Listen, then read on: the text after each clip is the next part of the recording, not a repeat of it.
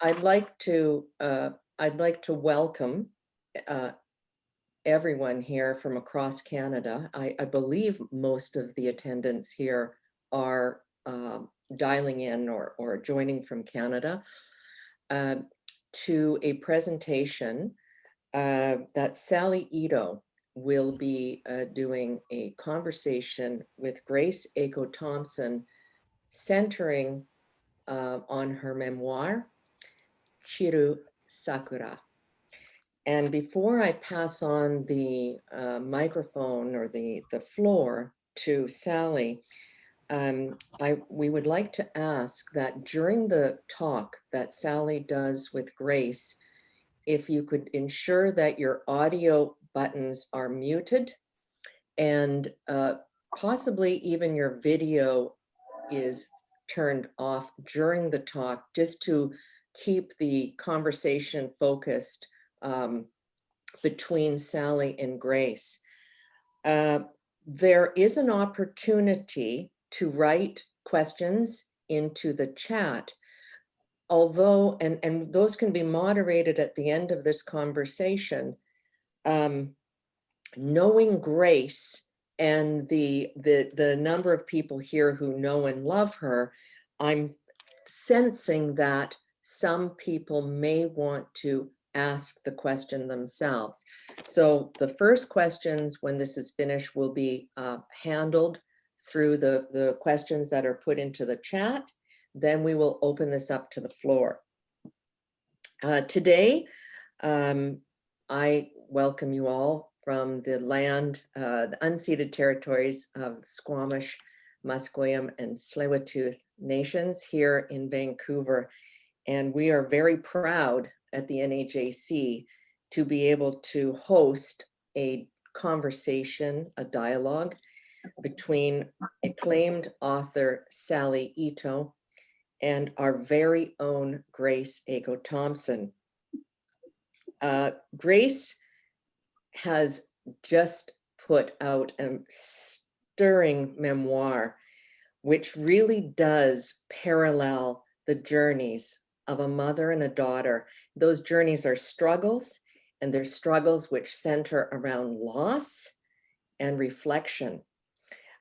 This reclaiming of a voice, which is presented in the words of Grace Eiko Thomson, has always been a struggle for Japanese Canadians who have been forced to or given the sometimes unachievable goal to reclaim their voices in their lifetime, as their voices were silenced and the voices of their parents and grandparents were also silenced in Canada.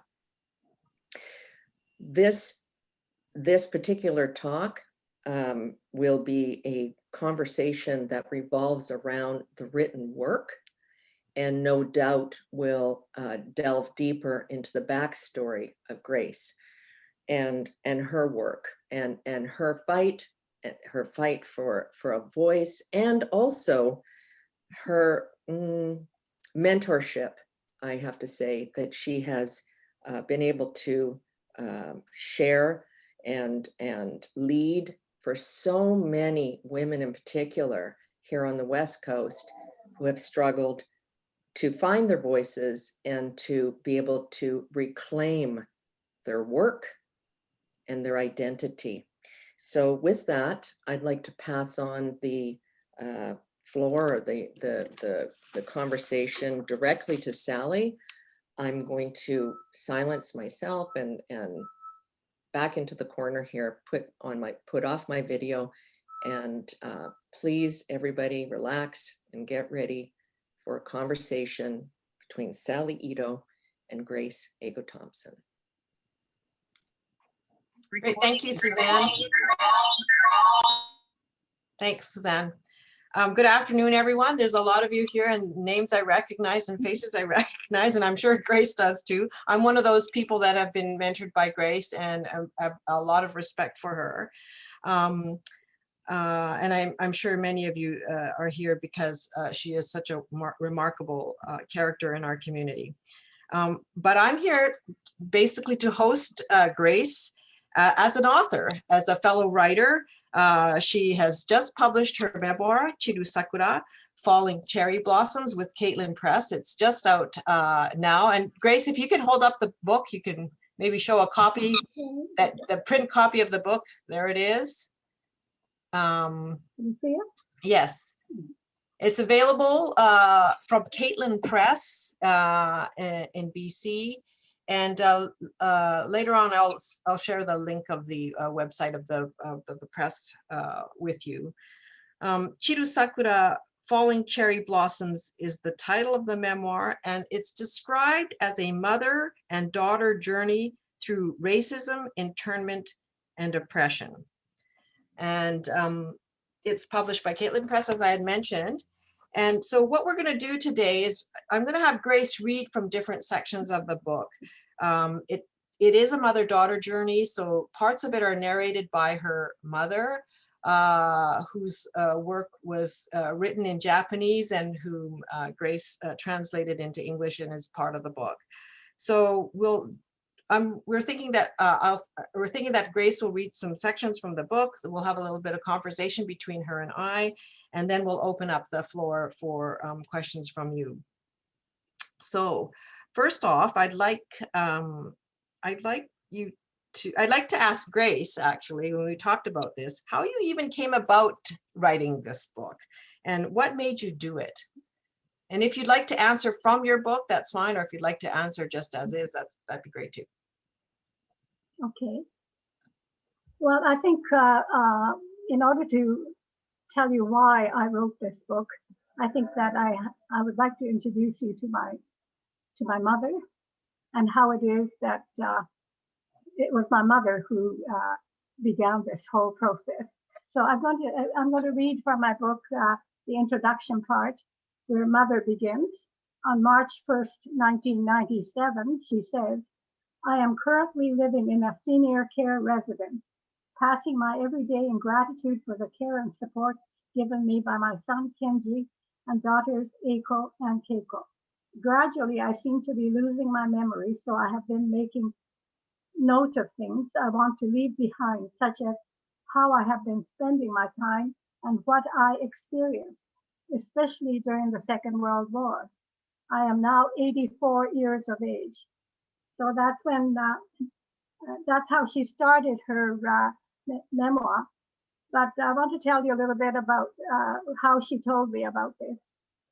So I'm going to read from the book. One day, while I was visiting my mother at the care home where she was residing, she offered me a small green booklet titled Journal. Pointing to the opening page, she said, "Here, take a look. Can you read this?" It appeared to be a diary, beginning with the date March 1, 1997. I read the first page out loud to her. She smiled and said, "Oh, that's good. I'll keep it at that level," and quickly withdrew the book. I wondered at the time what that was all about. She did not explain it to me, but of course, she was confirming that I could read her entries, which were written in Japanese. What I had seen was the beginning page of a memoir that she would eventually leave with me to translate and to share with my siblings.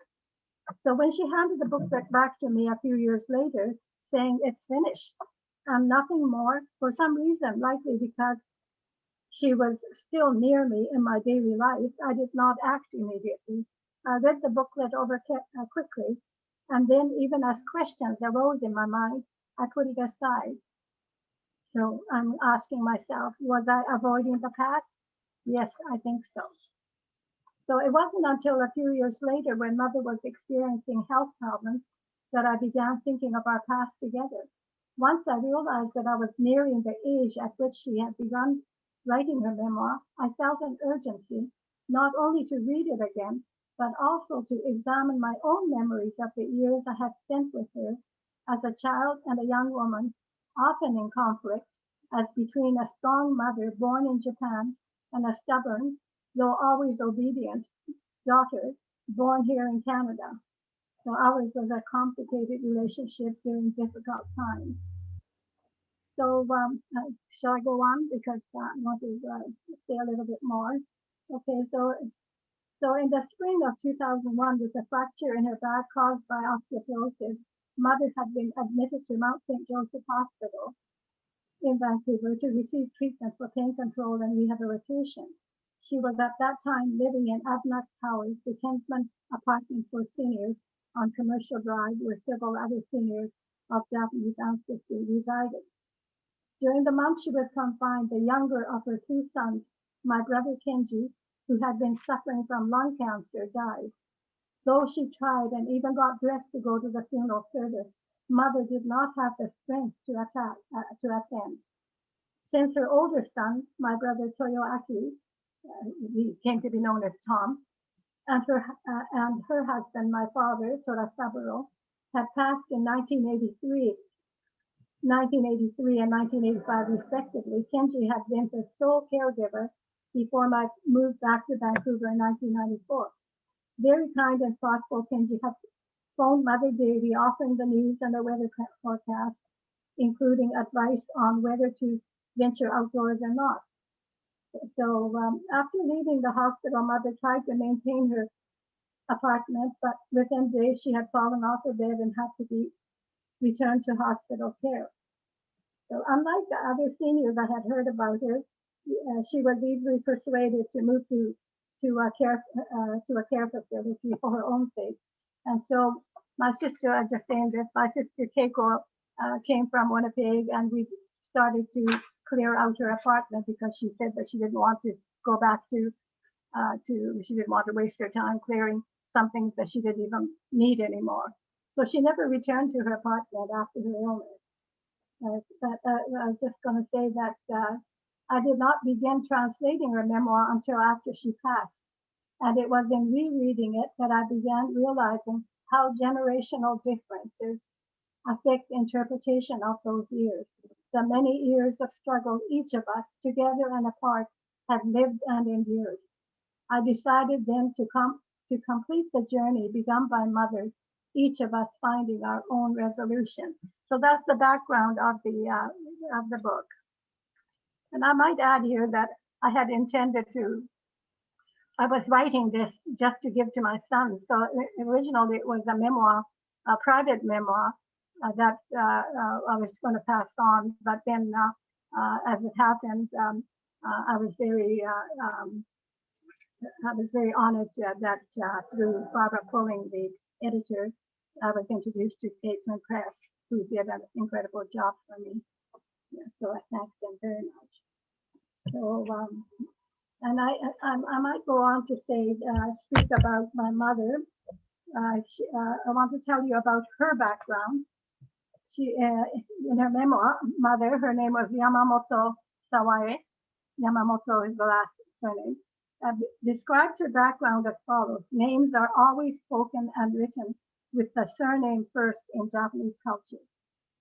So she says, I was born the second daughter of Yamamoto Fukumatsu and Shoji A of the village of Mio, today known as Mihama City in Wakayama Prefecture, on January 14, 1913. My mother, she says that her mother, my mother bore 3 daughters, no sons, and received much criticism for this. But she was very proud and happy at each year's graduation ceremony in March when each of her daughters came home with prizes.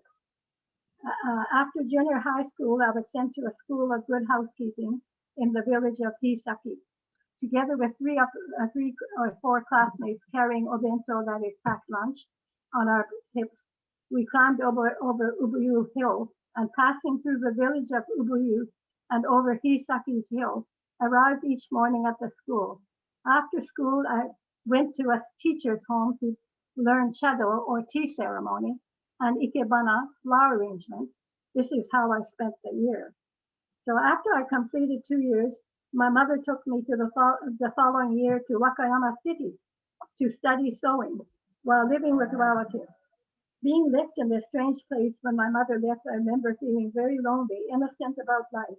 I had finally accustomed myself to my new life when, just after a little more than a year had passed, word came that my mother had become ill. So I returned home.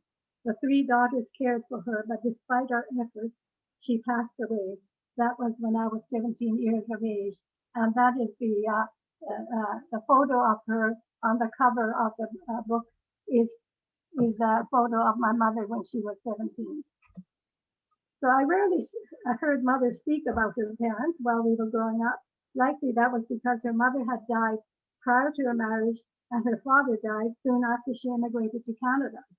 It may also have been because traditionally in Japan, once the woman is married, it is the husband's family that takes precedence over her own. So it was only within the last 10 years or so before mother died that I learned from her some interesting facts about her parents. Her life before Canada was quite different from what I had construed in my imagination. I learned, for instance, that she and her two sisters were products of their father's second marriage. And Fukumatsu, the father, was a younger son, so he had no chance of any family inheritance. I think this is the way it was in England too. For that reason, he was sent to a Yamamoto family. I don't know what his birth family name was, but he went to a Yamamoto family that owned a miso factory to marry the young daughter who lost her father. He had been sent as a yoshi meaning an adopted son through marriage to carry on the Yamamoto lineage. In accordance with a tradition practiced in Japan, families without sons have the option of adopting a male acquaintance to keep title to the household under the family name. However, when he arrived, the young widow decided to take him for herself. They had two sons, but one day, according to my mother, fed up with his life and having learned about adventures in the new world, Fukumatsu kicked the miso bucket aside and walked to Yokohama, boarded a ship as a carpenter, and came to Canada. So interestingly, I was introduced a few years ago to a rare book entitled 35 Years of History of the Stevenson Fishermen's Benevolent Society. Originally published in Japan in 1935, the book records the struggles and conditions of the pioneer Japanese fishermen in Stevenson. It was created as a legacy for the younger fishermen immigrating from Japan by the hundreds at that time to fish along the west coast of British Columbia and the Fraser River. The preface gives the names of men who took part in the society, and I was surprised and excited to see Fukumatsu Yamamoto, my grandfather, listed as a member in 1895. So I'm going to go on to mention here that part of the history. There are many stories about Japanese immigrants from Wakayama Prefecture, particularly about those who came from Mio village. One is about Kuno Gihei, who led the way, having come to Canada in about 1888, and then informed his home village about the abundance of fish in the Fraser River. As a result, Mio was soon emptied of its men. My grandfathers from both sides of the family left for Canada soon after, holding, quote, dreams of riches, quote. But I imagine out of curiosity as well. Neither of the parents remained for long, and they left their sons in Canada to work. These men regularly sent remittances home, and it is said Miyomura prospered and came to be known as America Mura, American village. Western living styles were emulated by its residents who drank coffee, wore Western clothes, adopted home furnishings such as chairs, and introduced English words into their everyday language, pronounced in a new Japanese English dialect. So I was going to say then, and then I would like to move on to say that mother had throughout it all kept a diary, as many of her generations were doing. Thus, minute details, often easily forgotten about specific events and names, appear in her memoir. A father did not keep a diary, but he carefully filed his personal documents, which I have. He was born August 31, 1902. My father was the third son of Kichimatsu and Kinu Taguchi of Mio, Wakayama Prefecture, Japan. He had two older brothers and a younger sister. As the third son, Torasaburo, my father, along with his older brother, the second son, Konosuke, was sent in adulthood to two Nishiki-hama family. They were as Yoshi. Accordingly, both my father and his brother, setting aside the last name Taguchi, became heads of two separate Nishiki-hama households, each inheriting both home and property.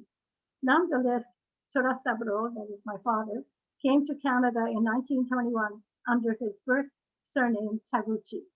A certificate of filing notice of change of name in Victoria is dated April 7, 1927. It's kind of interesting for me that I lived with the name Nishiki-hama as a child, and I used to hate it because it was so long, and every time I said who I was, I had to spell it out to people, and I wish that I didn't know then that my father was originally a Taguchi, and Taguchi is so much easier. And apparently there was a Taguchi clan in Japan.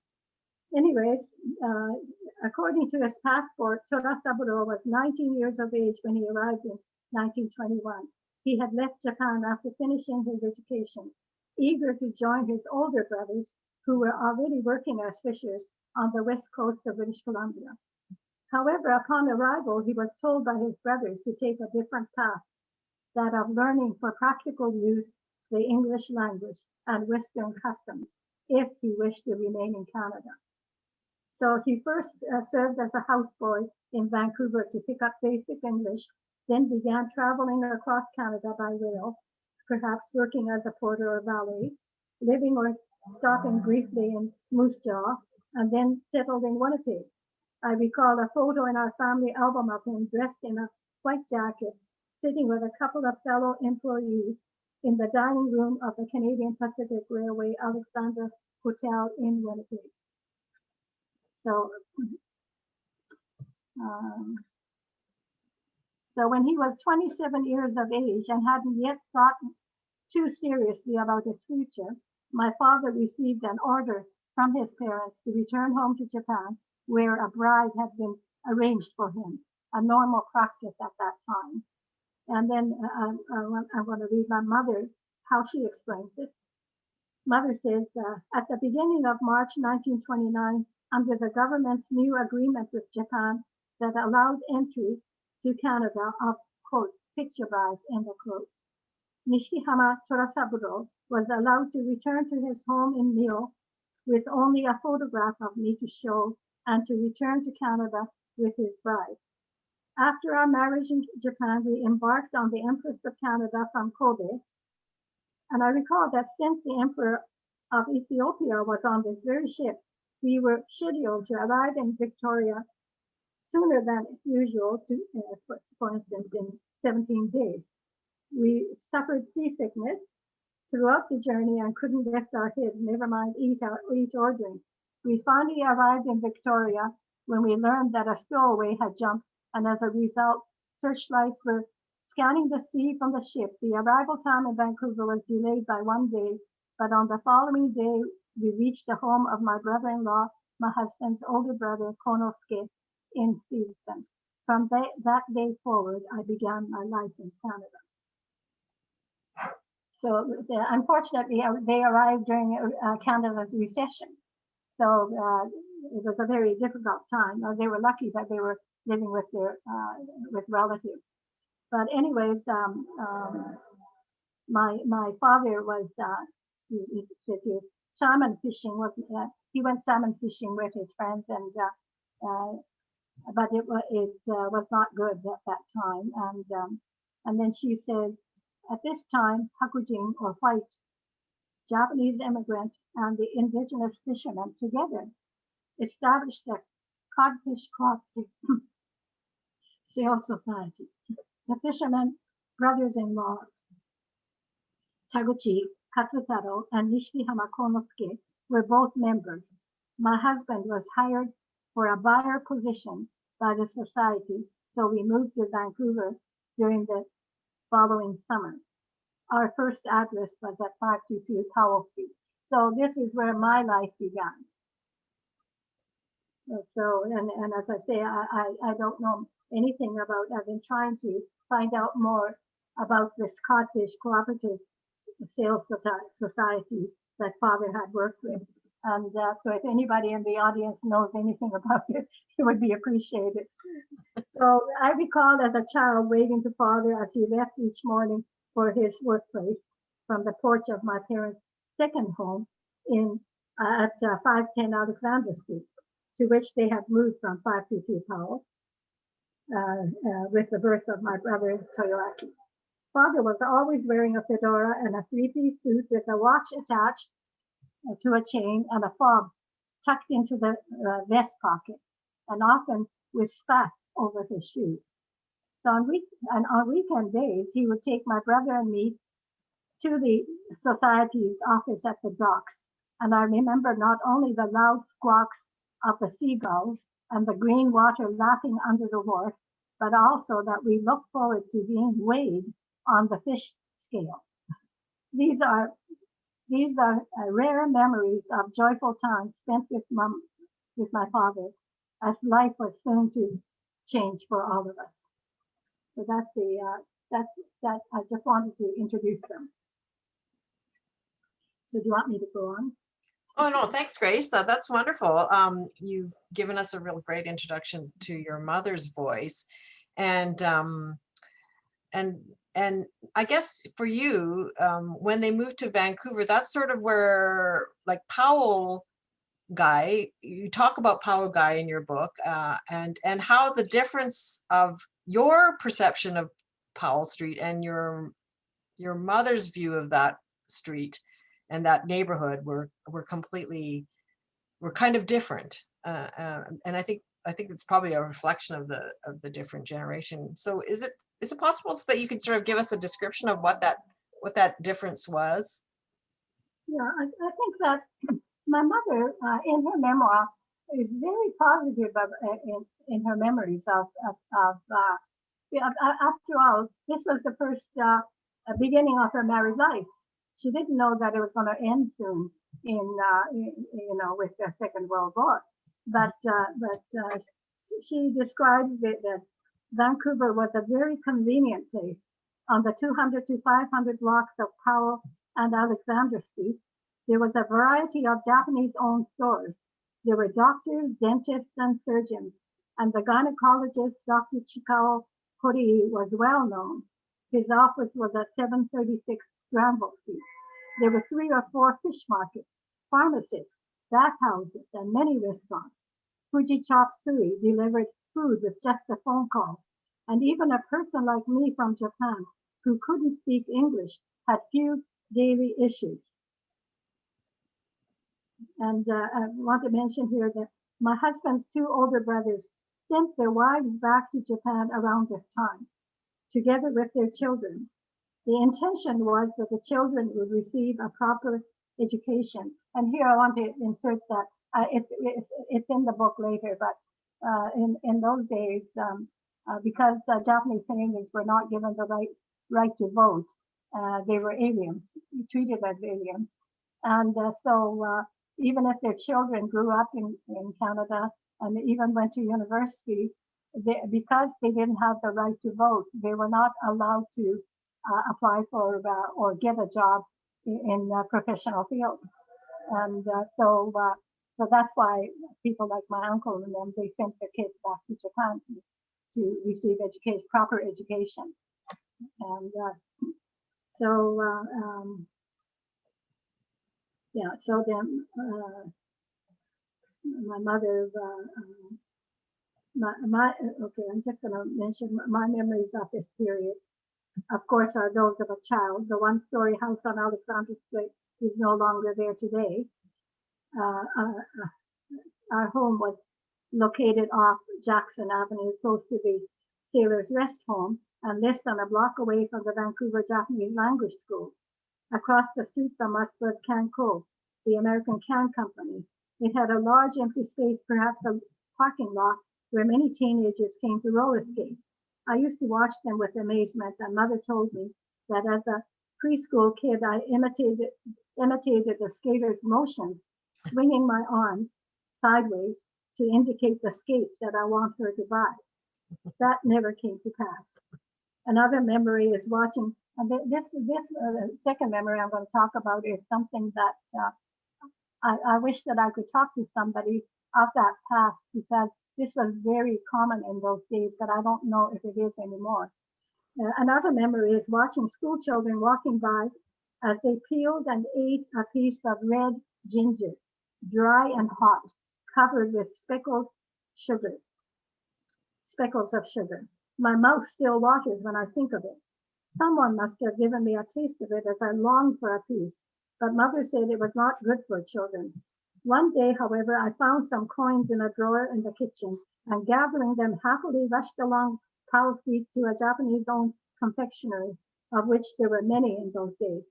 I asked for the ginger candy, but when the time came to pay and I offered the coin, the woman at the till looked at me, picked up the phone, and called mother. I was sent home in shame, though the woman did give me a couple of pieces of candy, not the ginger, to appease me. The coins, as it turned out, were not money, but American tax tokens, and each silver piece had a hole in the middle. Likely father, who in those days went to Seattle a lot, had thrown them into the kitchen cabinet drawers.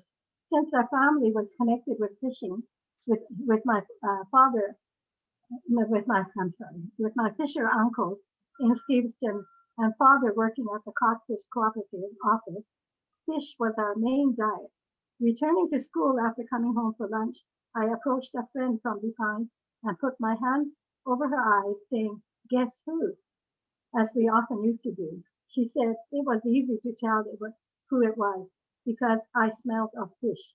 Such were the trivialities of the memories of my childhood spent in Vancouver before 1942.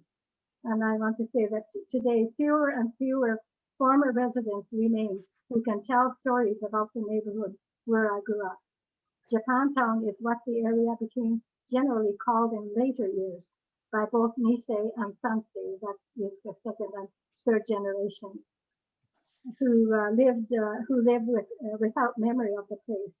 I recall this area being called Pauerugai. Pauerugai means Powell Street, by its Japanese immigrant residents who had little or no English language ability. My parents called it simply Powell, that is Powell. Great, thanks. Does anyone know? I was reading that section, I was wondering, what is that thing that is ginger with the spicy flakes on it? I still want to eat it. Yeah, like I'm thinking, wow, what is that? I don't know, maybe some people will know here. Kids were eating it all the time. And so if anybody knows that it's still available, I would like some. Okay, you can put it in the chat if you recognize that. And the story about the fish, where the friend had, they could tell that it was you because my hands, I suppose, was not washed. Well, because I'm thinking, but I mean, you were a kid, right? So you weren't handling the fish. So how could your hands have smelled fishy? Well, I might have been picking it with my fingers. Right. Okay. Well, I mean, it was I like, as a Japanese Canadian kid too. I mean, I had people come over to my, like, Hakujin kids come over to my house and say, well, it smells like fish in here. And my mom never cooked fish because she wasn't really fond of fish, but somehow people associated fish and fish smelling or something with Japanese Canadian. Yeah. So it is, that sort of. Well, that was our main diet.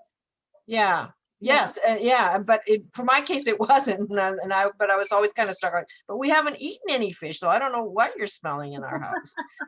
I want to mention about my mother talking about coming as a picture bride. Yes. Even though the family arranged it, at that time it was I write, an agreement between Japan and Britain soon after the anti-Asian riots of 1907, though curtailing immigration to Canada, allowed for Japanese wives to join their husbands. With the arrival of wives, many as picture brides, and the subsequent arrival of children, Japanese immigration began to settle more permanently in Canada, particularly on the west coast of British Columbia, wherever work was available. So picture bride arrangements were an economic way of marriage between two strangers, and there are many stories of successful unions. However, oftentimes the photo sent to the potential bride did not reflect the true situation. Some men lied about their age or financial status to entice a woman to come from Japan. Even as they may have, as they may have been disappointed upon arrival, most women, having no choice, stayed and assisted their husbands' new businesses or worked in canneries, often with babies tied onto their backs to supplement the family's earnings. There were also cases of women rejecting marriage and having nowhere else to go, since most came from poverty-stricken families in Japan, and so were not able financially to return, ending up in prostitution or even committing suicide. Such stories were told in Chairiku Nikko, the Japanese language newspaper of the time, and later documented in book form by a Japanese writer like Miyoko Kudo, who once lived in Vancouver and researched immigrant lives. If Miyoko Kudo wrote in Japanese language, but it's worth reading. So by 1908, Kawariguai was already turning into a self-sufficient infrastructure with businesses to sustain it. Some Japanese immigrant entrepreneurs even began to expand their operation bases, opening shops and businesses outside of Kawariguai, wherever mills were located and men were able to find employment. For example, in Kitolano and the North Shore. The success of Japanese immigrants was viewed with alarm by some, as indicated in a 1927 book titled Oriental Occupation of British Columbia by Tom McInnes. He writes, "The Japanese and Chinese who are born and bred here and educated by us will control the mercantile of Vancouver as much as the Jews control the mercantile life of New York today." It's a terrible thing to say, but that's the environment we were living in. Right, yeah. And so the growing Japanese immigrant population was noted in an article titled "One in Every 8 Babies Born in BC in 1931 is Japanese" in the Vancouver province, October 4, 1932. The article reported 1,342 Japanese babies registered in 1931. That was the year my older sister was born. So there was a lot of concern about Japanese settlement in Canada. Yeah, shades of today. That's still going on today. Exactly. Yeah. I mean, we're talking about today too. Yeah, yeah, absolutely, absolutely. The threat that is felt still by the presence of Asian Canadians. Yeah, in BCE. I'll skip over to how we were raised. Sure. Though my parents were raised as Buddhists in Japan, they sent my sister and me to Reverend Kosaburo Shimizu's Japanese United Church Sunday School at the corner of Jackson Avenue and Powell Street. We also graduated from the church-sponsored kindergarten, taught in English by licensed white teachers. I believe as young immigrant parents, father having lived in Canada for more than 10 years by then, and having mastered some English, they were preparing us for entry into the English language public school system. At the same time, my older sister and I were sent each day after public school to the Japanese language school on Alexander Street. Japanese language skills were necessary for young Japanese Canadians with professional employment at this time, possible only through Japanese businesses and companies. No matter their training or education, without the franchise, Japanese Canadians could not apply for licenses to practice in professions here in Canada. As children, my siblings and I spoke Japanese at home with our parents, and we were also in contact with relatives in Japan, in particular our grandmother, who regularly sent us gifts of books and games. I recall writing thank you notes to her in Japanese. Yeah, that's interesting. And before I end this card, I'll just read one more section. Sure. For many years, I could not understand why Powerigai was viewed nostalgically among the surviving Issei first-generation Japanese as a good old days, since even cursory research reveals much to the contrary about their everyday lives as immigrants. The only answer I could come up with was that the early immigrants remembered the area as the center of a support system for those leaving behind a poverty-stricken Japan with great hopes, but finding in Canada that discrimination and unequal treatment were the norm. Powerigai became the new furusato, or the hometown, where immigrant families could live in relative peace. The hardships were endured as everyone strove to fulfill the dream of riches, some moving forward to acquiring homes, properties, and businesses. But for the Nisei young adults, that is the second generation, there was no such nostalgia, only daily disappointment and continuing hope for change. They had no opportunities for self-realization or the fulfillment of their dreams, even as the public school education emphasized the British concept of fair play. Born in Canada with no lived knowledge of Japan, they believed themselves to be Canadian, but denied the right to vote.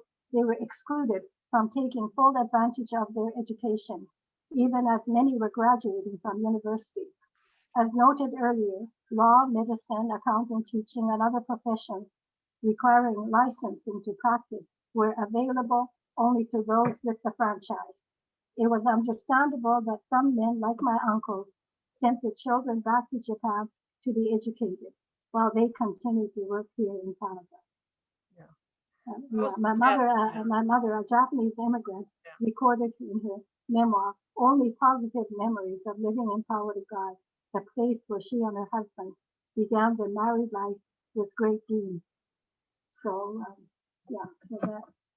Yeah, I think you really captured that particularly. I've encountered this kind of Nisei dilemma before, where they felt like they couldn't participate fully as Canadians because so many the occupations were denied to them, and that the parents were also thinking ahead of, like, they were thinking, well, if they can't achieve these things in this country, then they should go to Japan and then become literate and function in Japanese as much as they could, as a hedge against that. Yeah, so I find it fascinating that you did go to Japanese language school. Yeah, that's where I began my language. But of course, I was speaking in Japanese at home anyway. Yeah, the same for me too. Yeah. Okay. Now, so it's great that you read those parts that talked about the two different views of the Powell Street neighborhood, how the Issei generation looked at it as kind of a nostalgic, as a furusato, a place of community for them. Now I know now that, of course, that all ended with the war, and your family went first to Steveston and then they went to Minto, correct? That's right. And Minto was one of those self-supporting sites. Yeah. And if it's possible, can you just tell us a little bit about the self-supporting site and what your family's experience was there? Yeah. Okay. I'll just find my way. Yeah. About Minto, my mother, in her, and I like to. I'd like to, share my mother's views of everything at the time. Okay. And so my mother says, we took with us rice as much as we could carry, canned foods, other groceries, tea, and minimum number of dishes, pots and pans, and left in early April 1942, 40 days after my giving birth, taking a Union Steamship Company boat from where the Bayshore Inn is located today in Vancouver, and arriving in Squamish some 4 hours later. We then took a train that chugged through the valleys and along a river for 100 miles or more, and I remember arriving after 6 hours at Ridge River late at night. A friend, Nishihama Naokichi-san, who had earlier gone to Bridge River, welcomed us, bringing us tea. We spent the night on the coach train, and then a truck came for us early the next morning. We sat with the children, me carrying the newborn baby on a long wooden bench on the back of the truck, and were then driven up the high Mission Mountain on curved roads for about 2 hours until we came to the peak. My ears popped, so it must have been high altitude. Some people who had come earlier were living in the hotel or in Minto, and I won't go through this, but we needed a house. So yeah, and then so they got a house that was dragged into the town site that was large enough for the family to live in, because there were already a lot of people living there already. So so the uncle, Konosuke Nissan, this is my mother speaking, yes, Konosuke Nissan's daily routine was to listen to the shortwave radio at the hotel and to write down the daily news from Japan to share with his friends. So in front of the house, we planted potatoes and various other vegetables. The men dug a hole under the house so we could store the rice we had brought, and the potatoes and vegetables we would soon be harvesting together with our groceries. We learned that during the mining era, our house had been used by a miner family. Since the outside walls were only tar papers, during the winter, when winter snow blew in through the cracks, it was a cold and drafty house. And then she says, soon a school was established in the reactivated ghost town of Minto, and former teachers like Ms. Kazu Umemoto, as well as Mr. George Tamaki, a university graduate, were designated to teach. The government didn't take responsibility. We had to get our teachers from our own community. So, and then she says, snow fell on Minto's mountains and young people enjoyed skiing. In this way, the harsh and nightmarish year ended. As usual, when evening came, sounds of Mr. Shoji's shakuhachi, that is, what is the shakuhachi? Is the flute, came from the mountainside, and the noisy flow of the Fraser River echoed in the valley. In the harsh embrace of Mother Nature, where there was no danger of being expelled, we felt thankful that at least we were surviving, supported by friends.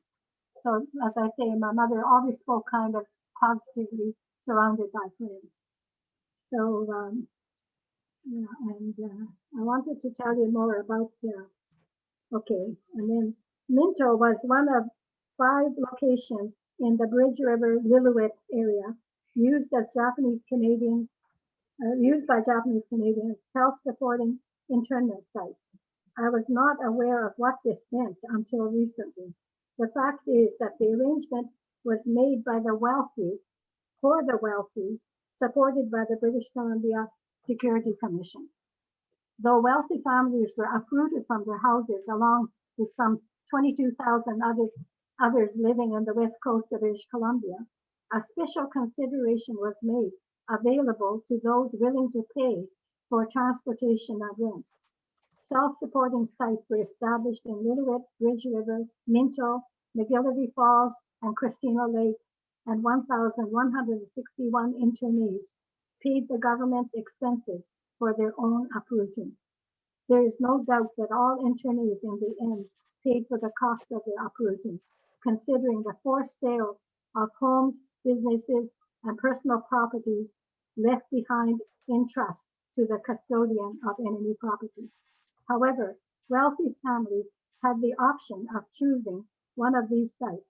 Thus, even though they were forced to leave their West Coast home and businesses, through their ability to pay both rent and transportation costs, they were given the option to live in relative comfort, as I recall many families in Minto did.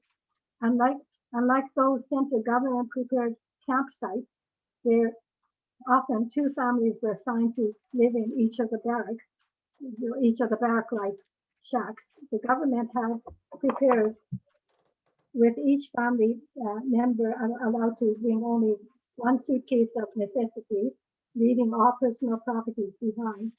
Most who moved to the self-supporting site of Minto brought with them all their personal belongings, including home furnishings. Their homes in Minto were largely houses recently vacated by middle-class miner families, and the homes were of various sizes with fenced-in yards on established streets. Mother used to say the reason we ended up in Minto had nothing to do with wealth, but with following father's older brother's request to go with him and his established fisherman, Stevenson fisher family friends. As mother's memoir indicates, she and my father were certainly not in a position where they could have afforded to go to a self-supporting site such as Minto on their own. If you think about it, they arrived only in 1930, like my mother arrived as a bride in 1930. 1942, they're interned, so they were going through, except that the uncle, not having his family with him, wanted to go with us. So he arranged everything. So as children, our thoughts did not dwell on affordability or on the always lingering worry, particularly among the Iste, the first generation, over who would win the war, which might determine what would happen to us next. We just enjoyed each day playing with our newfound friends in the beautiful open valley made comfortable by the gardens of flowers and vegetables planted by our parents and enclosed by huge mountain ranges with the sound of the rapids not too far away of Gun Creek, beside which community and school class picnics were often held. So the experience of us children was a beautiful place, and we just played. And of course we were surrounded by people, wealthy people who were. My parents didn't take any furnishings, so we had log benches and tables that were built for our use. So during this time in Minto, I guess I should mention that there was in Minto, as I recall, a grocery store, a hotel, an apartment building, and a post office in the Main Street area. Minto's grocery store carried everything, and we lacked for nothing except perhaps some ingredients required for a proper Japanese meal. Bread and various sweets were baked daily and sold them. I remember that on certain evenings, after I had played Chinese checkers with my uncle and lost to him, to soothe my hurt feelings, he would offer me money so I could run over to the grocery store and pick up a cake, a rare treat in those days, though mother soon learned to bake both cake and bread. And then I'll switch over to, of much consequence, though I did not appreciate it at the time, was that mother continued the Japanese language lessons I had already started when we left Vancouver for Minto. Each day after returning home from public school and eating the oyaki or a little snack left for me on the kitchen table, I was required to sit down and study from my Japanese language textbook for an hour under her direction. I resented being forced to sit daily after being at school all day to attend her school while my friends and my brothers were outdoors playing. Mother had gathered textbooks from friends whose children had finished a level or had given up studying Japanese, as most did, when they moved to the various internal sites. I would read out loud, learn to write a new kanji, that is a Japanese or Chinese character, or take my weekly test while she did the daily washing in the adjoining furoba, that is the bath area, with the door ajar. She yelled out this directions to jog my memory when there was a recently learned kanji I had already forgotten, offering me hints, for example, the kanji radical or its constituent parts. I learned that the Japanese kanji for the A of my name, Eiko, the ending ko meaning a child, identified me as an English child, born to naturalized Canadians here in Canada, a British colony. My older sister, on the other hand, being the firstborn child of Japanese immigrants, was named Kikuko, the Kiku or chrysanthemum, signifying the imperial crest of Japan. I thought that was an interesting thing I learned. Yeah, that is very interesting. Yeah. Yeah. Yeah. And I'll mention here, perhaps one reason mother felt the necessity to teach me proper Japanese was that in Minto, there were many fisher families from Stevenston, friends of my uncle Konosuke. Most came from Wakayama Prefecture, largely from the village of Mio, and spoke mainly the Kansai or Osaka area dialect. This dialect was quite different from the Kanto dialect of Tokyo area, which was snobbishly considered to be standard former Japanese at that time. The Kansai dialect was often mangled, spoken crudely like slang among fishermen, and picked up by the children. I thought it was grown up and sophisticated, but when I tried it at home, mother roundly scolded me, saying this was ryoshi no kotoba, meaning fisherman's language, not fit for girls to use. My mother's language school continued for the next 5 years or so, giving me a solid foundation upon which to build. Yeah, that's impressive that your mother strove to keep the language and have you study it. My mom was like that too. My parents were like that too, and I resented it all the way until now. Yeah. Oh, yeah. So then it's interesting to know that then you, from Minto, your family then moved to Manitoba. Yeah. And I just want to tell you something that yeah. my uncle brought. Sure. So, my uncle, as I say, my best memories is about the evenings spent with the next door neighbor's older woman. But which was that Uncle Konosuke had brought from Stevenston his ofuro, that is a Japanese-style wooden bathtub. That's the only thing he paid money to bring. Oh, really? Okay. He could not part with it, so he had paid for the transportation costs from Stevenston to Minto. He had an additional room built at the back of our house and installed the tub to our great daily comfort. My parents, having sold the furnishings when we moved from Vancouver to Stevenston, had brought to Minto only the bare necessities. Like, for instance, my mother brought her sewing machine, and my father brought his big trunk that he had from his bachelor days. So those are only the two things that they brought with them. And yeah, so I think maybe we can skip the others. Yeah, the ofuro was installed with a platform built above floor level, attached alongside it. Inside the tub was a tubular stove fed from the outside with wood. Mother tended it, ensuring the water remained at a comfortable temperature. We would sit on little stools placed on the platform outside the tub to wash and rinse before entering the tub to relax.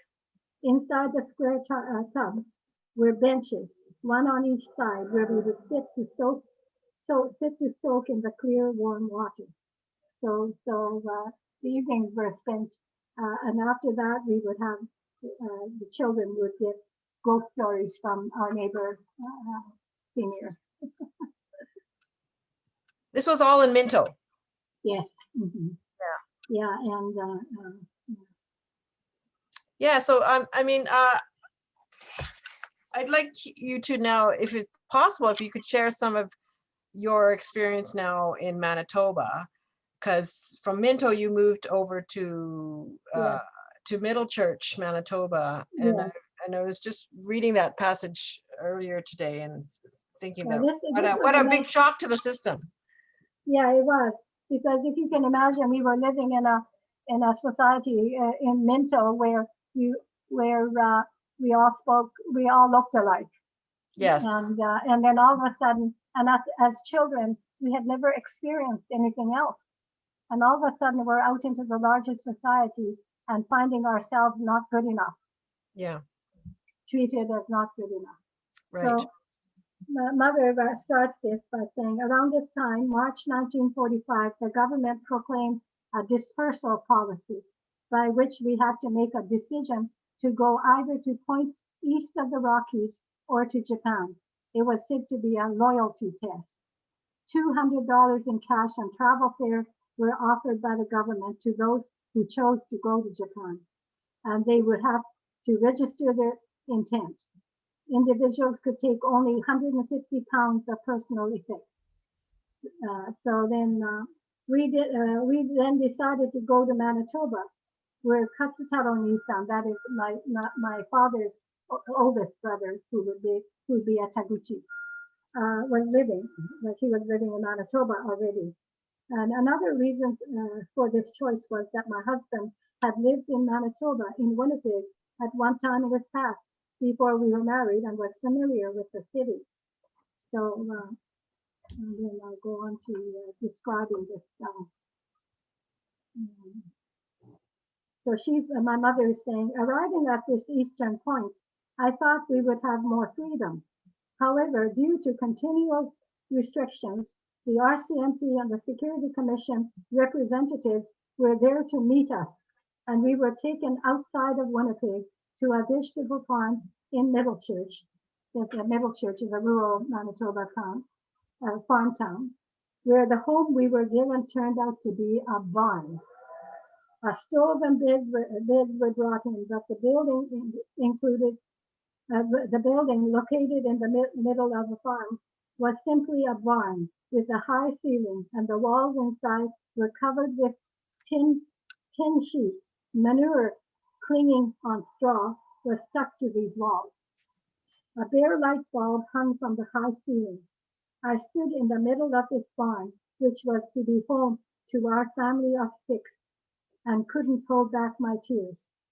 But remembering our current status, I knew there was no choice, that this was how it was and would be for some time yet. So she was regretting that we had come there. But we had made the choice to come to Manitoba, and there was no way to change the decision. There is no remedy for a wrong decision once the decision is carried out. And so then on the morning after arrival, 11-year-old Eiko, that is myself, and 8-year-old Toyoaki were assigned the job of looking after themselves and their little brother Kenji. And Eiko was assigned to make sandwiches for lunch for all of us, and Toyoaki to haul water. My husband and I went to work on the farm, taking the youngest with us. After we had worked 6 hours each day, Mr. Manser, who was the owner of the farm, would come around to hand out a bill from a roll of $2 bills. And so after working a whole day to receive a daily wage of $2 from Mr. Manser, that is, to put my hand out servilely to receive it, was embarrassing for me. But with each day, I got used to the routine. Yeah, you know, my mother was a proud woman, so I think this was very stressful for her. Grace, did you feel like when you arrived there that this was awful, and that did you have a sense that did you want to blame your parents and say that like this was not a good choice? Like, did you have a sense of that? Yeah, I think I was too young then, but as well, when we arrived, we hadn't met anybody yet. Okay. I want to read the next part, which is that of me starting school. It's when we started school that the problems came up, because until then we had no connection. Right. We were only with our families. Right.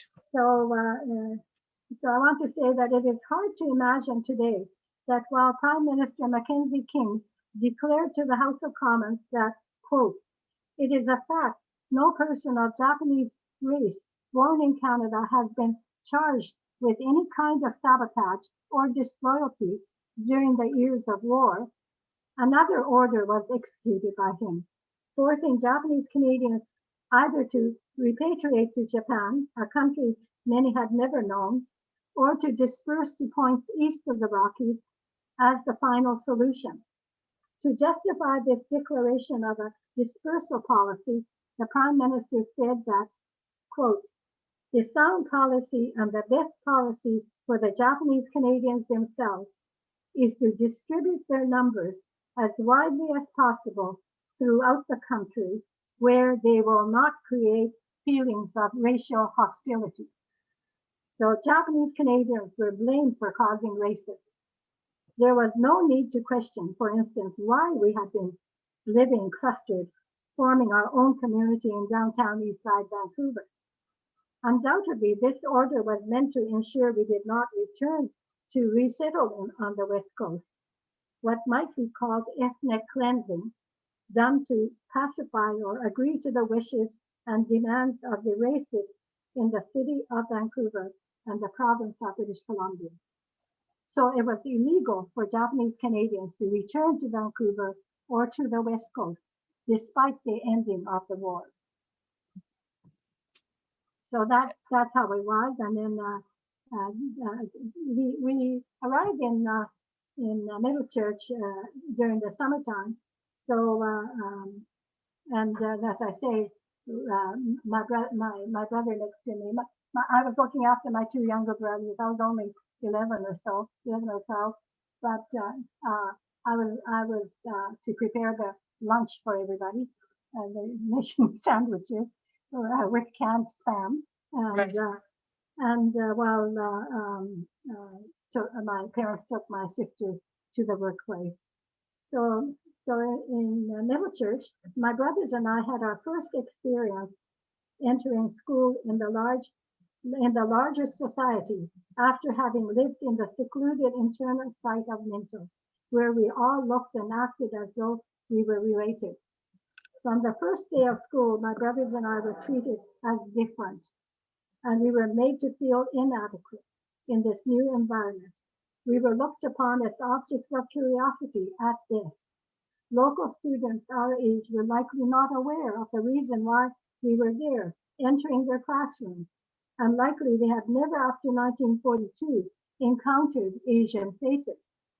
Little if any information about the internment, I'm sure, was offered to school children, as is true in most schools even to this day. All they knew about us was whatever their parents had shared with them, and most parents, I assume, received their information through the media, radio and newspapers that were never reported about us, who never reported about us kindly in those days. So that's how it was. But I want to tell you about the reason why Middle Church sticks in my mind, because when I started school, my teacher, Mr. B, I won't mention his full name, had difficulty pronouncing my name Eiko. Do you find that kind of strange? Eiko, he did not try, and he stumbled over it whenever he spoke to me in class. I could today be more charitable and say that words beginning with EI could be pronounced as I, and that was why he often called me Ioka or some such pronunciation. But I believe it was incumbent on him as a teacher to treat his students with respect, at least to learn how to pronounce their names correctly and not treat them as strange beings. I have since learned that in many schools during the dispersal period, students moving into Canada's public schools were told to give themselves English names. So returning home after each incident, mortified, often crying that it was bad enough that I looked different, but having the teacher stumble over the pronunciation of my name added further attention and embarrassment. I told Mother it was just too much to bear. Mother finally said, "Let's give you an English name for the next term." Mother, who did not speak English, remembered two people from her past life in Vancouver, women she respected as accomplished. Their names were Lily and Grace. She said, and I agreed, that I was no Lily. So for the next school term, I was registered as Grace. So that's when I became Grace.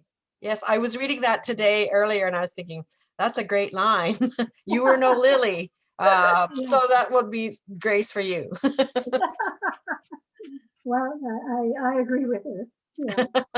Yeah. And the younger of my two brothers, Kenji, started school without having the benefit of a kindergarten experience. Toyoaki, the older, was 9. His name soon changed to Tom. But I recall seeing him in schoolyard fights with classmates calling him Tayowaki. I don't remember him complaining at home as I did. Undoubtedly, he was experiencing some difficult times, but he was not able to share this with mother or with our always absent father. My father was always working somewhere else. As I, his older sister, a girl, was doing and receiving sympathy from mother. So, and another thing, we lived a quarter of a mile away from the school and walked there and back, whether in good weather or in bad weather conditions. On many days, such days, upon returning home, we would say to mother, "We were so lucky. On the way home, we were picked up by a car." And mother would respond, "I'm so happy there are always some good people." And I think about that. In those days, whenever a car stopped to offer us a ride, we just jumped in. Obviously, there were many good people around who treated us not as Japs, but only as children as we reached our destination safely. Right. I think that's worth remembering, Sure. And Yeah. would you say that those were the years that that was when you felt the racism was Yes, yes. in Middle Church? Well, but I could see it myself that I'm different. Like, Right. physically, I was not white. In those days, we never said white, but that's a word that we use more constantly today. But in those days, we never said white. Right. Right. Yeah. Yeah. But they called us various names. Right. Yeah. Yeah. Okay, then I think I'll mention about this difference. My sensitivity around the issue of difference was likely exacerbated by an incident that happened just before I started school. When my parents were unable to work on the farm because of rain, mother and I sometimes took the highway bus into the city of Winnipeg, which was not too far, to do some shopping at evening. Those of us who had been dispersed to the east of the Rockies were not yet allowed to live in the city. I always looked forward to this trip with mother. She was an excellent seamstress.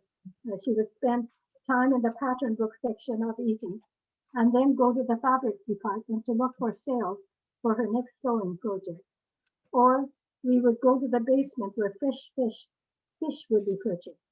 We likely bought mackerel, which was not too expensive. In those days, we had no fridge to preserve raw fish, so the mackerel marinated would be turned into sushi for dinner, made special by our favorite Uncle Kevin. My dad's oldest brother was living with us at that time. He came to stay with us and worked on the farm with him. So on one occasion, we boarded the bus going into Winnipeg, and we encountered a young boy, not much older than me, yelling loudly to his mother, "Look, Mom, there's a Jap." This was my first experience of publicly being brought to attention for the way we looked. I did not fully comprehend the ramification of the time. However, the humiliation I felt that day would live with me for many years to come. I was not yet aware of the word racism. Inadequacy was what I felt in my interactions with students and teachers. I was not good enough, not one of them, which had already been confirmed outside of the classroom. So, and I mentioned here that many years later, I read France Fanon's book, Black Skins, White Masks, and that was a really good education thing for me because I was quite young when I read it. Yeah. Yes. I think of sort of there's that moment, the inciting incident moment, to use the word from film, where all of a sudden you're called out for your difference, and it's like the loss of innocence. It's just that's no more. It's you're awakened into another world. Yeah, but reading something like what France Fanon wrote made you realize you were not the only one. Of course, yeah, for sure. Okay, we're kind of at an hour and 20 minutes now. So what I'd like to do is, and you've read a lot already, Grace, is maybe just read one section from your Winnipeg days, because I think you have been formed a lot by all the different displacements and movements. Your mother certainly was, and she records that in her portion of the memoir that you've cited from there. And you've learned things about her as her experiences shifted with time and place. And I want you to just maybe find a section in the Winnipeg area that talks a little bit about what you and I had discussed earlier about your dedication to cross-cultural communication and the importance for people across races and across cultures to be in dialogue with each other. So if you could find a section from there, and then maybe we'll open up for questions after that. It might be a bit difficult, but I could speak to it too. Sure. Yeah. So, but when the Winnipeg part, I'm saying that race as a ground for exclusion from the federal vote was at long last repealed from the Dominion Elections Act in 1948, and the right to vote was extended to all Canadians of Asian origin. Japanese Canadians were able to vote in the provincial election of 1949, that is for the first time. That meant that we were finally allowed to return, but after having been forced under the dispersal order to relocate to the east of the Rockies, even after the war had ended in 1945, my parents, now living in rural Manitoba, made the decision not to return, but to resettle in the city of Winnipeg, and that's why I was raised in Winnipeg. And it was a familiar place for my father, so I think it was his choice. So I think that what you're talking about my the part 3 of this book is essentially about my journey after my mother had passed, and the part about the time my mother passed, or before she passed, is very for me very sad part of this story, because I have to relive that period, and it is about the fact that my mother had lost her older daughter, her first son, and in fact, just a year before she died, she also lost her second son, and prior to that, my younger brother. And I think that I think that part is to me, it's a very important part of the story, in that it was a very difficult period because it was my family members all died between 1983 and 87, and then my youngest brother dying before my mother died in 2002. So you can understand that my mother, at the end of her life, was dealing with all these things and finding herself. And she ends her section. Could I read that section a little bit? Sure. Yeah. So my mother.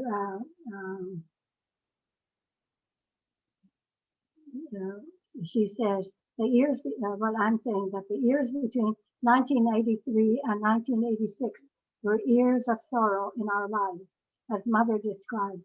My elder son's wife, Marilyn, died in July. Then my son, Toyoaki, himself passed away from the world in October 1983. He's very young, leaving his one dear son behind. Then in February 1985, my husband, who had never caught a cold in his life, died of lung cancer. And in March of the following year, my first daughter, who lived in Winnipeg, passed. I was at a loss to explain to myself what was happening to our lives. When I came to my senses, I realized I was still alive. And she says, "Is this fate? I have come to feel that it is through the generosity and the love of our daughters, sons, and friends that we live. And every night I chant the sutra and remember the haiku of the famous Ryokan-san Chiura Sakura. And I wanted to mention this because this is where my title comes from. Yeah. And she's translating the ryokan Chiura Sakura. I translated to falling sakura. Those remaining are also falling sakura. Mm. So, and as long as one has breath, there is always death. Obeying the law of the universe, one day the remaining sakura, cherry blossom, that is, will also fall to the ground. Until then, I will spend my last days not worrying too much, and tomorrow perhaps. So she says, I will end here. And so for me, that is the saddest part of telling this story. But Yeah. the reason for me telling this story, because Yes. of the kind of life my poor mother lived after coming from Japan with great hopes and of a new world, and then to end her life in this way. So in the part 3, as I say, I move on into my own life towards resolution of what was bothering me throughout this period. That you know that a lot is wrong in your life, but yeah, you know, when you're living it, you're not dwelling on it so much as living it, Sure. and you're not analyzing it. So, so in the last chapter, I talk about my journey, which is, for instance, that my parents could not afford for me to go to university when we moved to Winnipeg. In fact, they were counting on me to help with the financial situation. And so I didn't start going to university until I was married, and that's when I focused on art, and I my first degree was on BFA in fine arts, and then I went on to because of my curiosity about my Japanese culture that has never been very kind to me. I pursued going to UBC to take Asian art history, and during that time I met some very good friends. I know that one of them is in the group that's registered here today, and I'm very grateful for that. But anyways, I was in fact after doing curatorial work of exhibitions, I was very lucky in that I was introduced to Inuit art. I was hired during the time I was working for University of Manitoba's Gallery 111. I was also acting as advisor to Baker Lake's Inuit Sanovik Cooperative, which were making drawings and prints. And I went a few times during the year to advise them on selection of the drawings to be made into print. So I got to meet them, which was a very good experience for me, because for the first time I was I'm just going to mention, yeah, here it is. It was during this period that I was offered an eye-opening experience that forced me to look beyond the personal issues that I have been obsessed with. Soon after Gallery 11 hired me, I was invited to act as an art advisor to the Inuit printmakers at the Sanovik Cooperative in Baker Lake, then in the Northwest Territories, now not Nunavut. A new friend, the photographer William Eaton, recommended me for the position. He was leaving, and he took me to Baker Lake and introduced me to the cooperative manager, Thomas Extra. Taking this position meant that I would fly to Baker Lake, about 1,600 kilometers due north of Vancouver, 2 to 3 times a year for a few days to advise the cooperative on the choice of drawings for its annual print collection to be offered to the Canadian Eskimo Arts Council. So for me, meeting the Inuit artists and their families was an emotional experience for me. Looking into their faces, I felt related to them. I spent many hours at the cooperative learning about distinguished artists such as, well, I won't mention all the names, but as I say, I spent many hours there and coming to the realization that, for instance, that,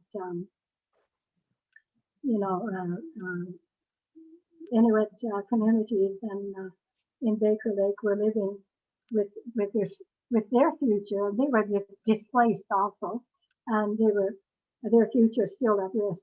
Their art controlled by decisions made by the Eskimo Arts Council.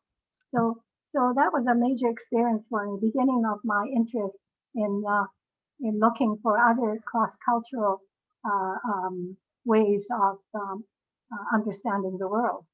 And in fact, my exhibitions that I did when I moved to Vancouver and worked at the Burnaby Art Gallery was focused really on cross-cultural exhibitions, bringing in various artists from so I think I should do. Okay, well, thank you, So, Grace. Yeah, I remember reading that section, and right now in Winnipeg, of course, we just opened the Kumajuak Inuit Art Gallery, and they just 2 days ago they had their show online. yeah, I heard that. And I was reading your book, and I thought you were just such a pioneer already, because all the curators of this new exhibit on at the Winnipeg Art Gallery there are all Inuit. So women too. Yeah. I was watching. I knew that they were building, addition to the art gallery to produce the Inuit gallery. Yeah. So I still have a few Inuit objects that I would be donating to them. Yeah. I'm looking forward to being able to go in there once this COVID business is over. I am wanting to go and visit. Yeah. Anyway, I think we should. Maybe we should open up now for questions in the chat. People, if you would like to submit some questions here, I can definitely pass them on to Grace and see what she will say and answer to them.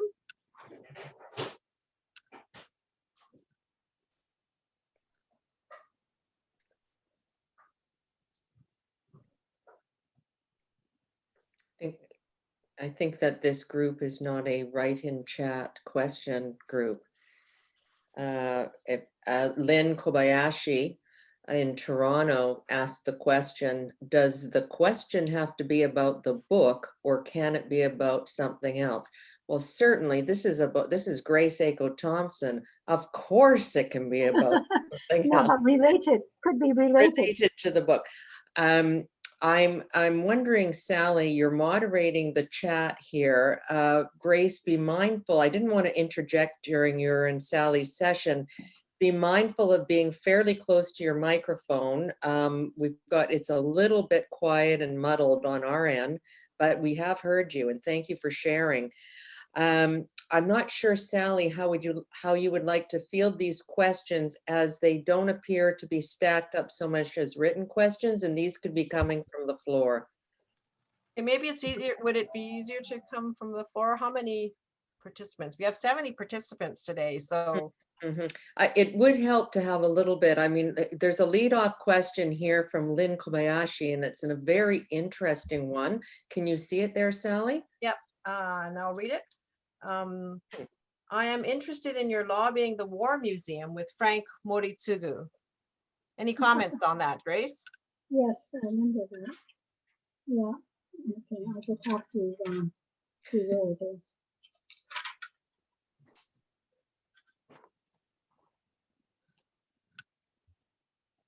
I thought Grace was going to be with Naomi Sawada today, or somebody, maybe Vivian Nishi, but everybody's on their own lines from their own residences. So Grace, can you? Okay, yeah, I have a section called community involvement. And yes, I did, yes, here it is. As a board member of the national, I was president of the National Association of Japanese Canadians for a while. And when I was on the board, I visited the War Museum. Oh, okay, before that, I should add, I was elected to the executive board of the National Association of Japanese Canadians, and two important issues came to our attention during this period. One was the opening of the new Canadian War Museum in Ottawa in May 2005. Within weeks of the museum's move into its new building, the then president of the NAJC, Henry Kojima, was informed by surviving Japanese Canadian War veterans that on the floor devoted to the Second World War, which included a panel purportedly telling the story of Japanese Canadian internment, there was no mention of Japanese Canadians enlisting or participating in the First or Second World War. So as a board member of the NAJC, I visited the War Museum and found the issue was not just about omission, but also misrepresentation of Japanese Canadian history. So I made another visit accompanied by an academic member of our community, also a war veteran. But when we received promises but no immediate action, I requested leadership from two respected members of our community, Dr. Ann Gomer Sinahara and Dr. Roy Mickey, a position paper titled Taking Responsibility, a submission to the Canadian government on the misrepresentation of a submission to the Canadian government on the, oh, I'm sorry, I'm sorry, blame it on my age. A position paper titled Taking Responsibility, a submission to the Canadian government on the misrepresentation of Japanese Canadians and their history was submitted to Prime Minister Stephen Harper, and as a news release to the media in September of 2010. And thanks to this effort, the museum quickly moved to make the changes as required, overseen to completion by Dr. Sinahara, who resides in Ottawa. This paper is now filed with the Canadian government and is accessible to all. So I discovered then, that's when I realized community vigilance is the key to the preservation of our history, that we have to be very careful to make sure we know what's going on around us. Does that answer anything? Yes, and Lynn says, thank you for your advocacy on that matter. I've got a couple here, questions here. Here's from Junko Bailey. I'm interested in your opinion regarding Japanese language education for Japanese Canadians for maybe Sansei and Yonsei. Do I talk about that?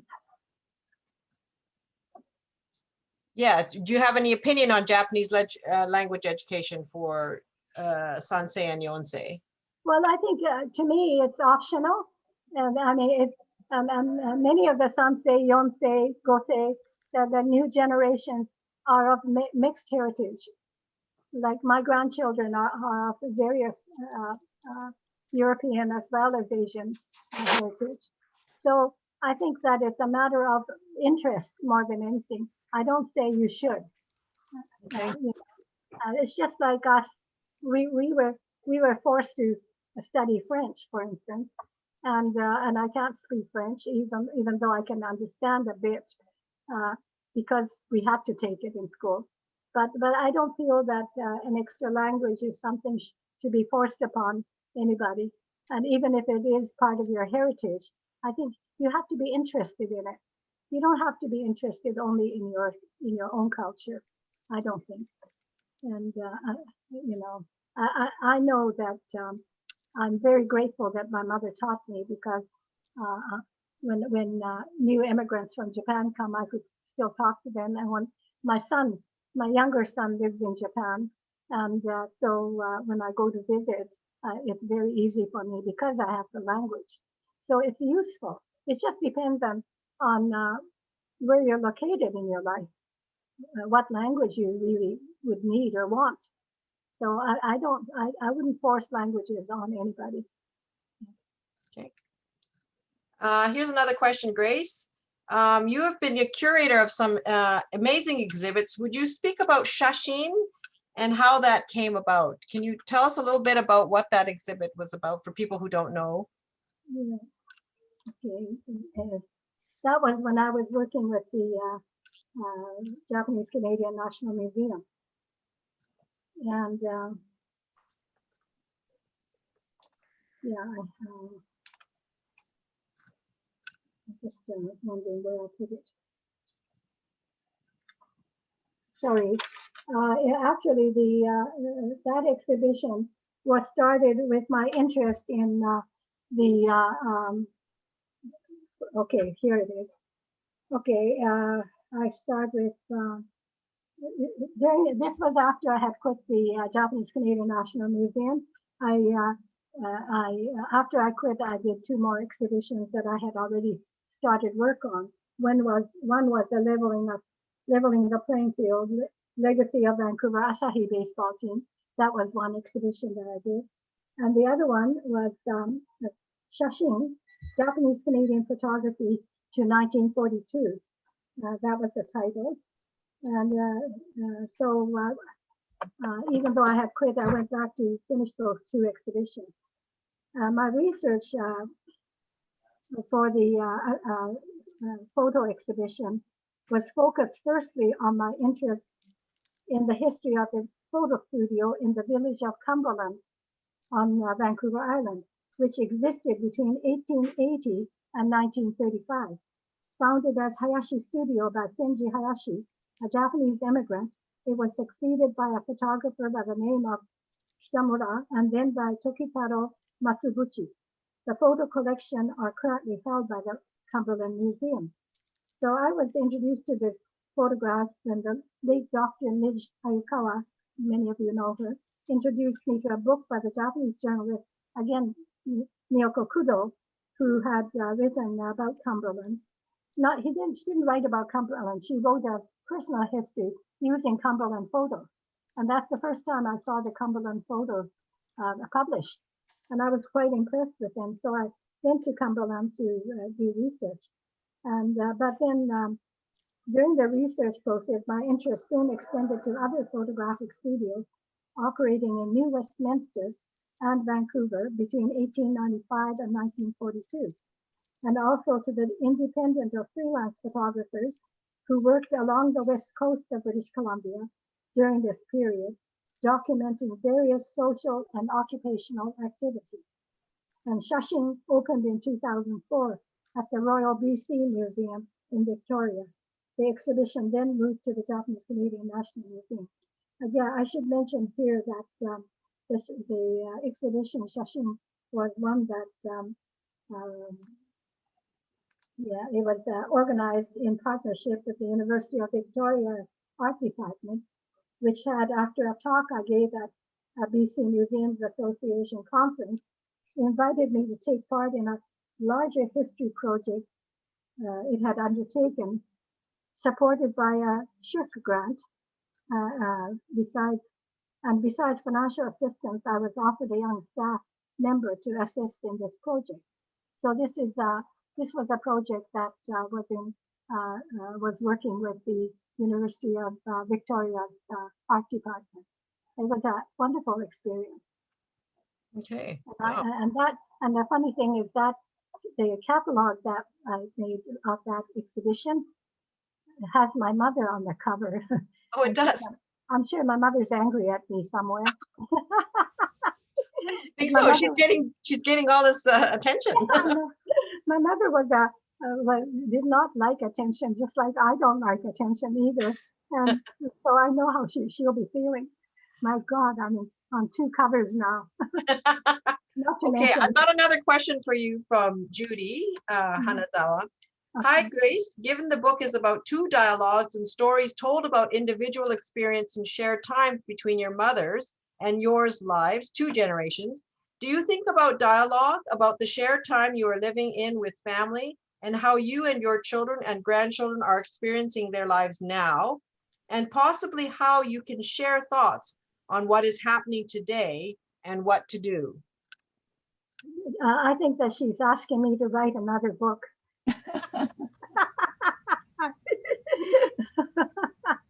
No, this book, as I say, it wasn't intended to be a book. It was intended as a memoir for my children and my grandchildren. So I have not analyzed my grandchildren yet. I think my grandson is part of the group that's here, who is here. So, well, I'll ask him Okay. to see if he wants such a book. I'm sorry that I just missed a little message here.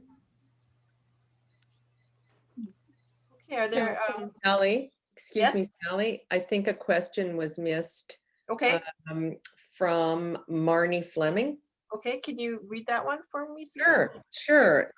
It came before Judy Hanazawa's. Grace, thank you for telling your stories today. I have known you for 41 years, but today I feel I know you so much better. What did your mother think of you going off to UBC, Baker Lake, and the UK to study feminist art history? Interesting, Marnie. Thank you, Marnie. I'm so happy you're here. Yeah, no, I think that it is true that my experiences, yeah, I'm writing about my experiences with my mother, but it's also true that I was dealing with a lot of issues that have to do with well, even when I knew you during the years that I knew you, probably I never shared these things with you because, as I say, these are things that are not just private, but they're not pleasant memories. So you keep them hidden. And so the time came when I saw my mother's writing that I had to share a second generation story. I'm sorry, I think I'm missing the point that you wanted. Could you read that for me again? Oh, sorry. I think the central question is, what did your mother think of you going off Oh to yeah, UBC Baker Lake to study feminist art yeah. history Well, and the UK, of yeah. course?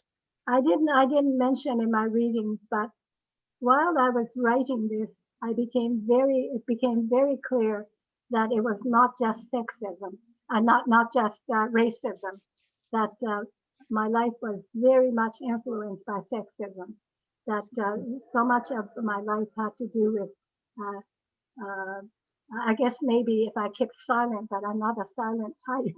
So I used to always have to confront things. So, insofar as my mother is concerned, she died in 2002. So she didn't have, she had only begun to really know what I was doing. And it was around that time too that I began to understand myself more, particularly when I was working at the Japanese Canadian National Museum, focusing on Japanese Canadian history. That I began to, and then realizing that this is not just about race, but about sexism, that how we were treated as women. And for me, I'm lucky because I have my mother's courage to say whatever I want to say. And so I never really discussed these issues with my mother. Okay, I have a, thanks for that question to Marnie. I've got another question. I've got a couple queued up here. Here's a question from Elaine. I remember being baptized in Winnipeg in the United Church, and I'm sorry that my parents did not teach me anything about Buddhism. When I go to Disay funerals, I am at a loss to the Buddhist rituals. How do you manage to reconcile your United Church teachings with your mother's Buddhism?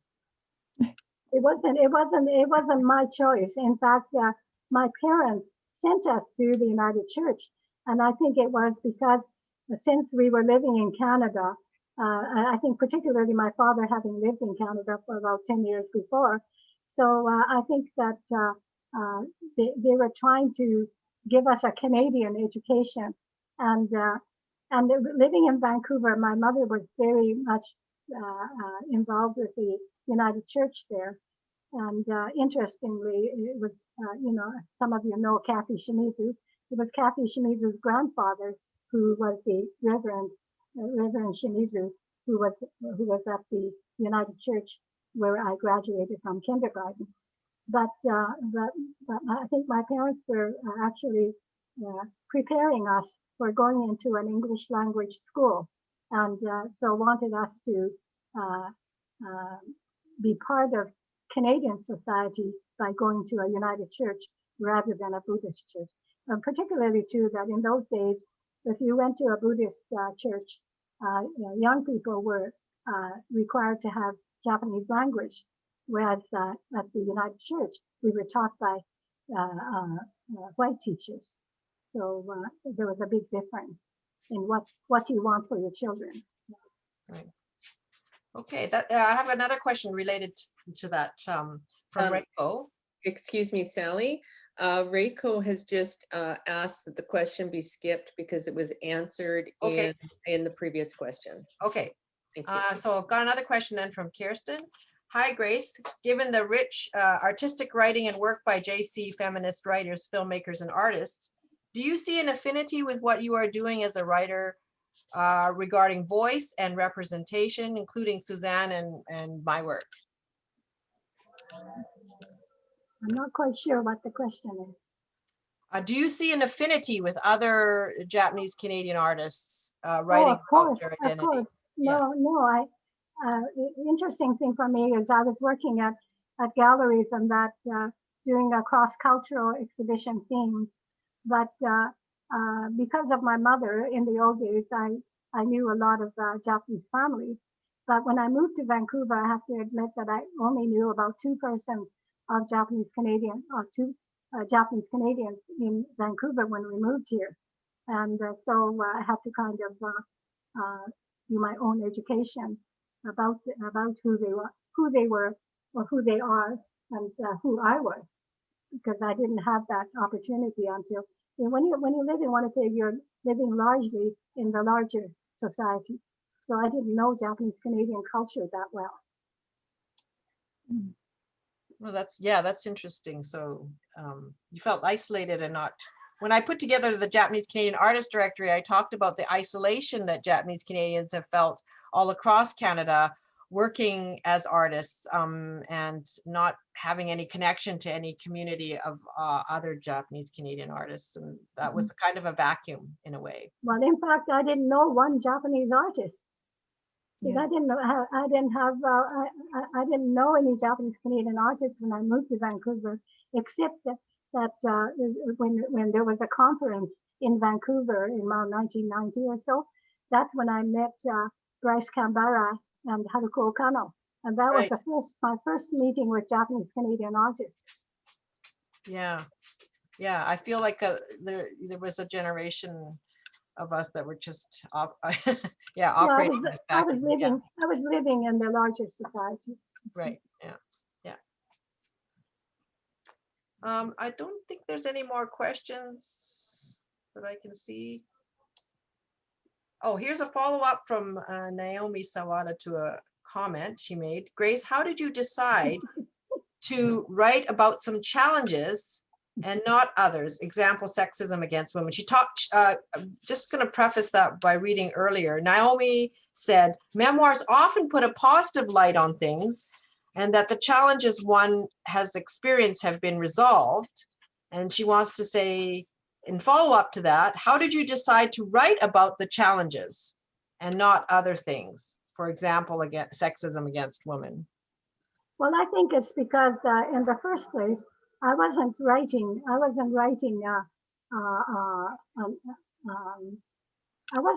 something that I was putting out to the world. I was writing something that I was giving to my children. So it started out as something I was writing in response to my mother, and so for me, that's how it started. And of course, when you're writing about your own journey, you're only talking about what you experience and what my mother experienced and what I experienced. So I didn't really think, okay, what others.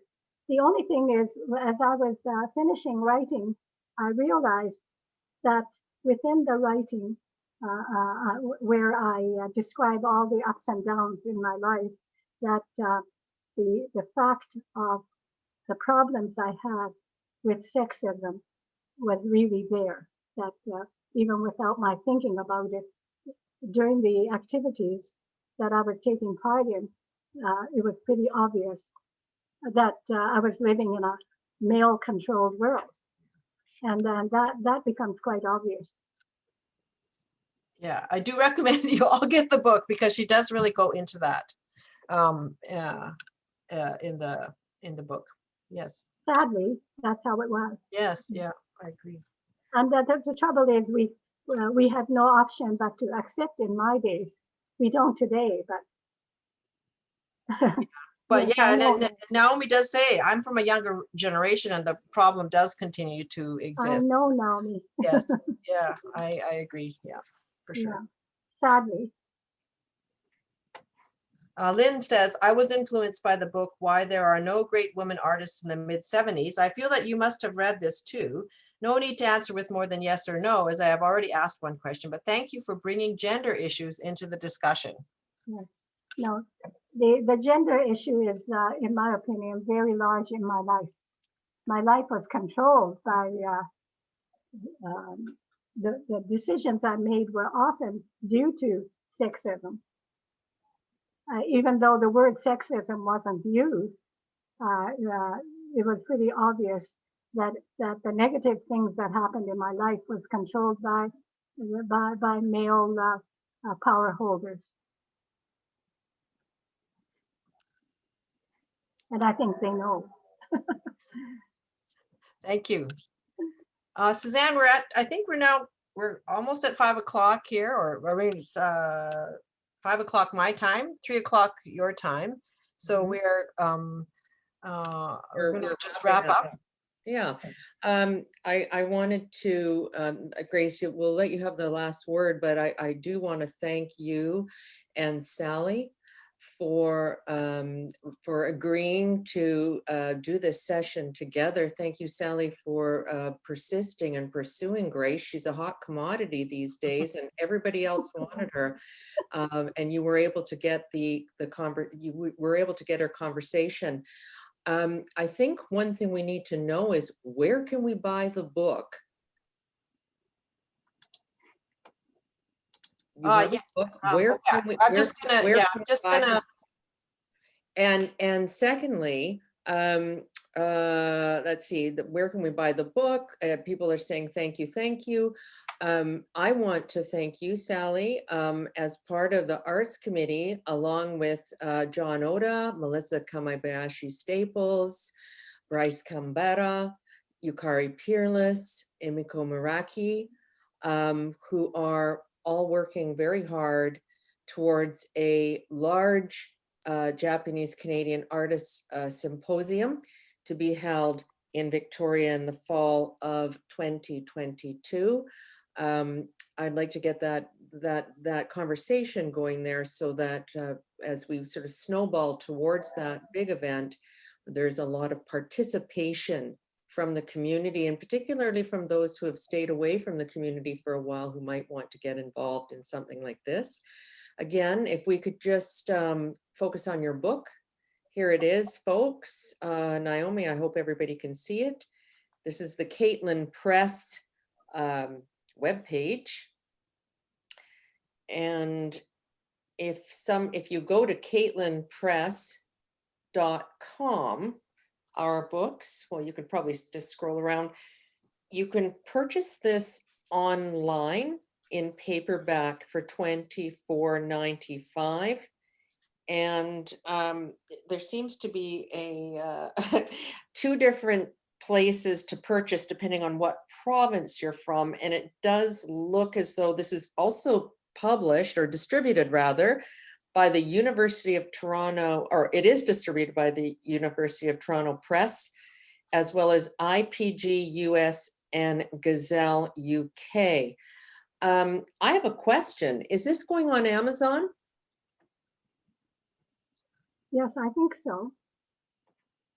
Yeah, it's a very common purchasing, it's a common store that people use. Lots of people here are in the chat.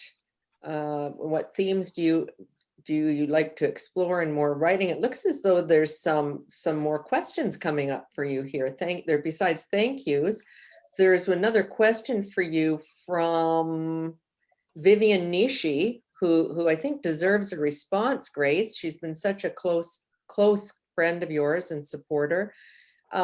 Grace, what themes would you like to explore in more writing? I have to remind you, Vivian, do you know how old I am? Are you expecting me to write some more? So, you know, it is true that if I were 10 years younger, I would be thinking of a new book. In fact, a lot of things are still in my head, and well, who knows? Maybe I'll be doing it to celebrate my 100th birthday. Very good. There seems to be quite a bit of information being shared right now in the group chat about where to purchase your book. Mika Fukuma writes, yes, it is on Amazon in chapters. And also Cheryl Meeky suggests that McNally Robinson booksellers can bring it in, I'm guessing that's to Manitoba. And and you can order it through their website. So we know this is available. Jennifer Hashimoto, book will be available from Nikkei Books. She's now relocated to Winnipeg later this spring. And Jennifer has left her phone number for everybody here, 416-538-1377. Again, that's 416-538-1377. Wrapping this up, Grace, for those fans that you have that like to follow you, do you have any more appointments, any more sessions, any more conversations lined up in the weeks and months to come surrounding this book? Actually, I am invited to the Asian Heritage Month on May 1st. They're doing something with two other artists, two other writers. So that's for May 1st. Okay. And I'm not sure if there's something going on in April. I haven't. They were talking about it, but I'm not sure if there is. So this is Asian. May one Is this Asian Heritage Month in BC? It's across Canada. Across Canada. Yeah. May is Asian Heritage Month. Yeah. And 1st of May is when this. And interestingly, I worked with Jim Wang Chu to produce the Asian Heritage Month many years ago. So it's very, Asian Heritage Month is very dear to me. I guess we're going to wrap it up with a shout out from Lynn Kobayashi, who is always on the button. Lynn says the next NAJC event is a NAJC Ijusha outreach project. Please check the NAJC website or Facebook page to get more information on that. Downtown East Side Heart of the City Festival, Terry Hunter and Savannah Walling, hoping that Grace will share stories about her book at the upcoming Downtown East Side Heart of the City Festival, which happens later on in the year towards the fall. I think that pretty much looks as though it wraps it up. Lots and lots of people talking about where to get your book. And Grace, we're going to let you have the last word today. Well, my last word is to thank you all so much, and my close friends who have supported me for many, many years, and of course, the one thing that I wanted to say too is that I want to thank Chief Robert Joseph, who helped me to reach a reconciliation point that. Through his work on Reconciliation Canada, he introduced me to a lot of thoughts, and I know that what he taught me led me to be able to come to resolution for myself. That is that we are all individuals who, we are all human beings, and we have to look after each other. We don't talk about who's who, but as individuals who are people, who are human beings, not labeled as all these labels that are coming out today. I don't think I did a good job of saying this, but I just want to thank everybody very much, and particularly Caitlin Press, and the other person that I really thank is Barbara Pulling, who helped me to come to this point. And thank you all for attending.